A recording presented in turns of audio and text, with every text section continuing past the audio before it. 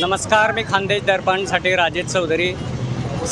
मित्र हो, आपण आता इथे पाहतच आहेत पैसपूर शहरामध्ये अतिक्रमण खूप मोठ्या याच्यामध्ये वाढलेलं होतं. खूप मोठ्या प्रमाणात अतिक्रमण झालेलं होतं. ते अतिक्रमण काढण्याचं काम जोराशोरात आणि प्रशासनाच्या मदतीने, नंतर पोलीस प्रशासनाच्या मदतीने अगदी कायदा सुव्यवस्था हातात घेऊन काढलं जात आहे. आपण सर्वसामान्य जनतेच्या प्रतिक्रिया घेऊन घेऊ की बाबा हे जे अतिक्रमण काढलं जात आहे त्याबद्दल आपली काय प्रतिक्रिया आहे.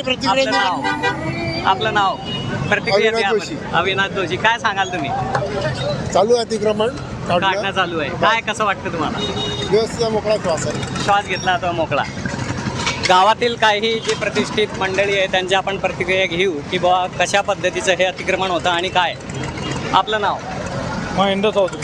काय सांगाल आपण? हा छान मोहीम आहे, अतिउत्तम आहे. हमेशासाठी मोकळं हवं पाहिजे. हे कारण काही दिसत नव्हतं व इथे काही मोकळं जागा दाटील त्रास होय, मुलांना त्रास होय, शाळेतल्या मुलांना त्रास होय. अच्छा.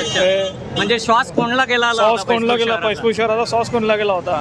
इथे नगरपालिकेचा दवाखाना पण दिसत नव्हता. आता तरी दिसते. आता तरी दिसतोय दवाखाना. म्हणजे इकडे तुम्हाला दवाखाना सुद्धा दिसत नव्हता. दवाखाना काही दिसत नव्हता. आपली ओळख काय सांगाल आपण? काही नाही. बरं, ठीक आहे. अशा पद्धतीने आपण नागरिकांच्या प्रतिक्रिया घेऊ शकतोय. बघू शकताय तुम्ही अतिक्रमण काढलं जातं आहे. खानदेश दर्पणसाठी मी राजेश चौधरीसह प्रदीप कुलकर्णी, सावदा.